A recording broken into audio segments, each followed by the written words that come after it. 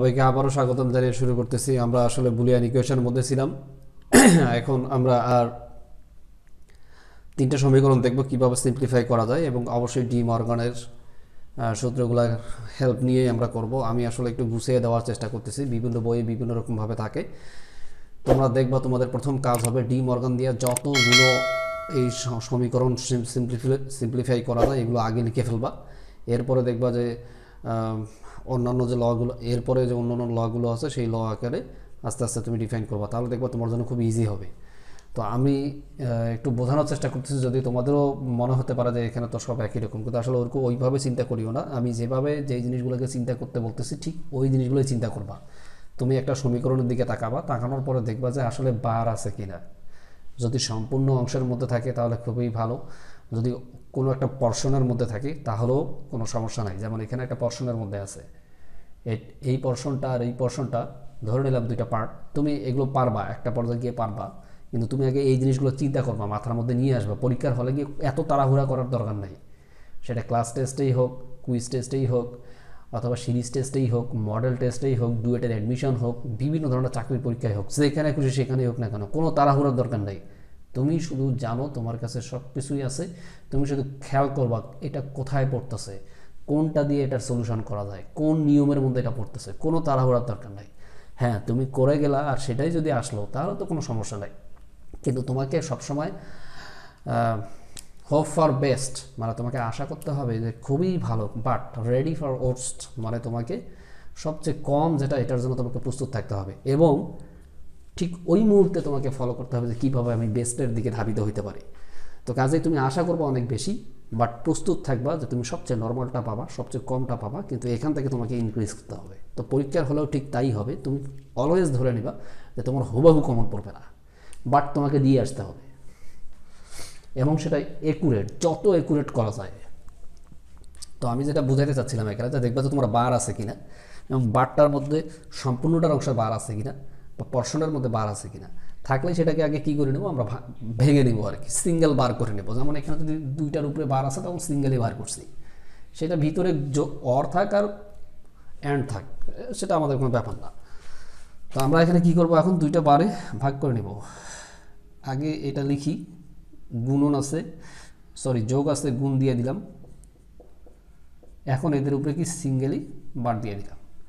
তারপরে দেখো আবার এখানে আমি যদি দুইটা টার্ম ধরি, এ বার হচ্ছে একটা টার্ম আর শুধু বি আর একটা টার্ম, তাহলে কি হবে, কারণ এর উপরে যে বার আছে আমি তো এখনো বার ভাঙতে পাইনি, তো গুণ আছে, তাহলে কি হয়ে যাবে, অর হয়ে যাবে, মানে যোগ হয়ে যাবে। এটা তো আগে থেকেই ছিল। এখন কি হবে, সিঙ্গেলি বার হবে, তাহলে এর উপরে বার, এর উপরে বার।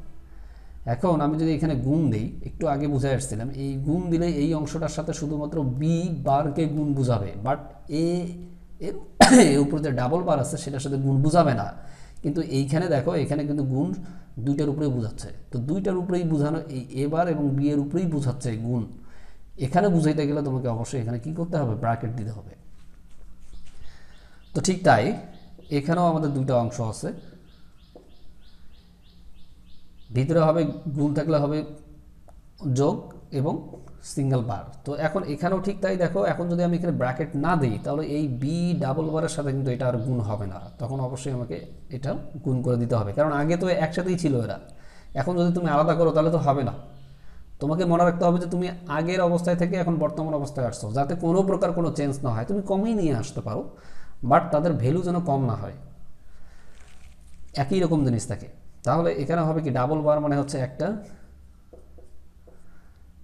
আর গুণন এখন যেহেতু ব্র্যাকেট দিয়ে দিছি তো গুণন না দিলেও চলবে। এখন কি করা যায়, এখন হলো আমরা গুণ করব A bar or A B or, এবার এটা দিয়ে গুণ দিব যোগ চিহ্ন। তাহলে এটা এখন গুণ করো, এবার বি বার, আমরা একটা ইয়েতে দেখে আসছিলাম না, এ বি সমান বি এ, এই লটা আমরা দেখছিলাম না, আমরা সাজিয়ে লিখলাম এখানে, এখানে বি বার এ বার না লিখে সরাসরি এ বার বি বার লিখলাম। এরপর অর, এই যোগ আর যোগ করলে যোগই হবে, বি বার অর বি। তাহলে আমরা কি জানি, এটা জিরো হয়ে যাবে আর এটা জিরো হয়ে যাবে। তাহলে থাকতেছে কি, A B or A bar B bar. এটা আমাদের একটা গেটের সমীকরণ, আমি এক্সক্লুসিভ নর গেট, এক্সক্লুসিভ অর গেট পড়ে আসছিলাম, ওখানে হয়তো বা আমি সমীকরণটা দেই নেই, ওটা মিসিং হয়ে গেছে, তোমরা এখানে দেখে নাও যে এটা হচ্ছে এক্সক্লুসিভ নর গেটের সমীকরণ। আচ্ছা, এখন দেখি এক্সক্লুসিভ নর গেট। তাহলে আগে আমরা এক্সক্লুসিভ, আগে ওয়ার গেট অঙ্কন করি। আগে কয়টা ইনপুট এখানে? দুইটা, এ আর বি। ওয়ার গেট অঙ্কন করলাম, এটার উপরে কি দেবো এখন? একে এখন কি করব? এক্সক্লুসিভ করব, এক্সক্লুসিভ অর গেট করে ফেললাম। এখন এক্সক্লুসিভ নর, তো নর মানে কি? নট। তাহলে এর উপরে আমরা এখন বার দিয়ে দিব, তাহলে আমাদের এক্সক্লুসিভ নর গেট হয়ে গেল। দেখো এখানে কিন্তু আমাদের টোটালে যদি আমরা এখন ফাইনালি চিন্তা করি, এই বারের জন্য একটা নট গেট, এই এ এর বারের জন্য আরেকটা নট গেট, বি এর বারের জন্য আরেকটা নট গেট, টোটাল কয়টা গেট? 3টা গেট। এবং এরা দুইজন অ্যান্ড অবস্থায় আছে, 4টা গেট। এরাও দুইজন অ্যান্ড অবস্থায় আছে, 5টা গেট। আবার ফাইনালি একটা ওয়ার গেট। টোটাল তাহলে কয়টা গেট আসতেছে? 6টা গেট। কিন্তু এখানে কয়টা গেট আসছে? এখানে একটা গেটেই আসছে, তাকে আমরা বলতেছি অর এক্সক্লুসিভ নর। তো এক্সক্লুসিভ নর আস্তে আস্তে যদি ভেঙে ভেঙে বলো, তাহলে আগে হবে হচ্ছে অর, এরপরে নর, এবার কি? এক্সক্লুসিভ। তো এক্সক্লুসিভ করতে গেলে আমাদের এই চিহ্নটা নিয়ে আসতে হয়। আর এখানে ইনপুট কয়টা? 2টা। কি কি? এ আর বি। তাহলে ফাইনালি আমাদের এই ইকুয়েশনটা কিন্তু এটাই।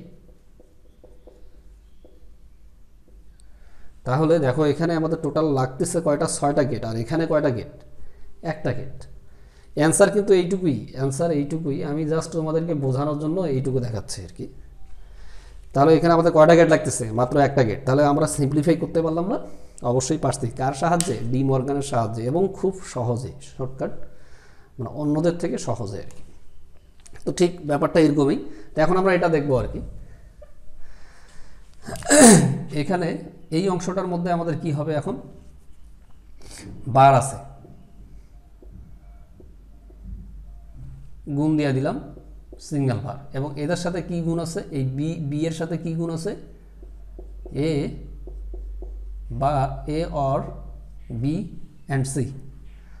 এখন গুণ দিয়ে দাও, এ বি বার সি বার, সাজিয়ে লিখলাম আর কি। অর, আচ্ছা একবারে সাজানোর দরকার নেই।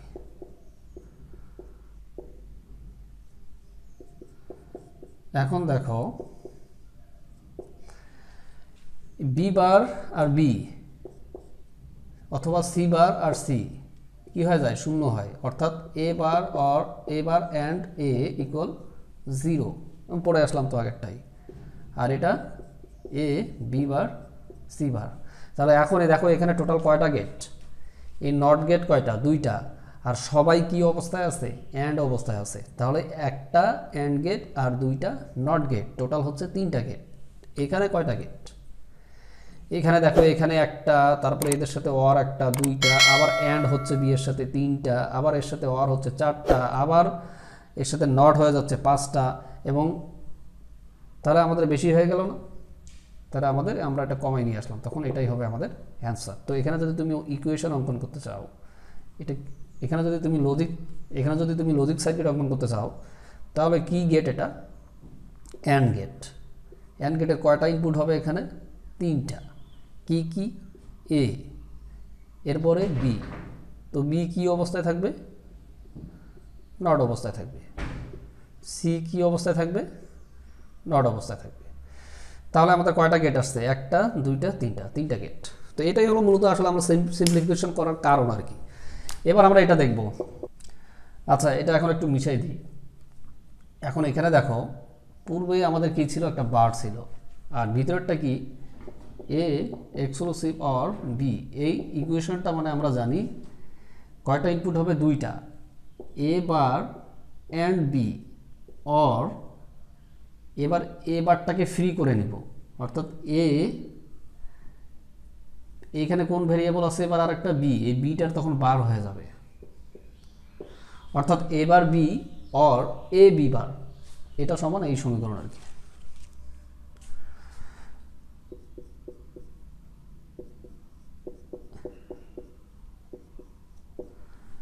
এখন এই বারটাকে আমরা উঠাই দিব। উঠাই দাও। এইটুকু অংশ ঠিক রাখলাম, গুণন দিলাম, আবার এইটুকু অংশ ঠিক রাখলাম, এদের নিজস্ব বার দিয়ে দিলাম। আবার এইটুকু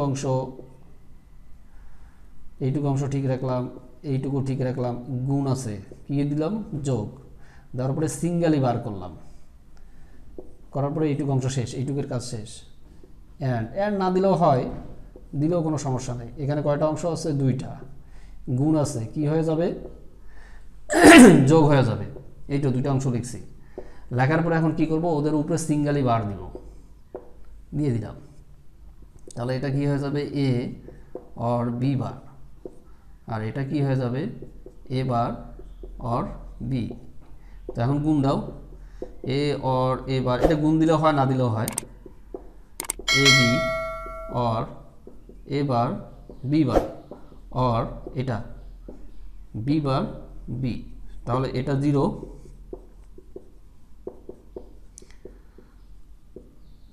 এটাও 0। তাহলে ফাইনালি আসতেছে কি আমাদের? এ বি অর এবার বি বার। অর্থাৎ এটা হচ্ছে আমাদের সমীকরণ। তো এখন এটার গেট কি হবে? এটার গেট ওই একটাই হবে, এই নর গেট, এটাই। তা আসলে আমরা এইভাবে ডি মর্গানের মাধ্যমে এই সমীকরণগুলোকে, মানে বুলিয়ান সমীকরণগুলোকে আমরা সিম্পলিফাই করতে পারবো। তো তোমরা এই টাইপের যত আছে বিভিন্ন বই থেকে দেখে নিবা। তোমার টার্গেট হচ্ছে আগে বারগুলোকে ভেঙে দেয়া। যখনই বার থাকবে ভেঙে দিবা, সেটা কোনো একটা অংশের মধ্যে থাক বা সম্পূর্ণটার উপরেই থাক। তো ধন্যবাদ সকলকে, আল্লাহ হাফেজ।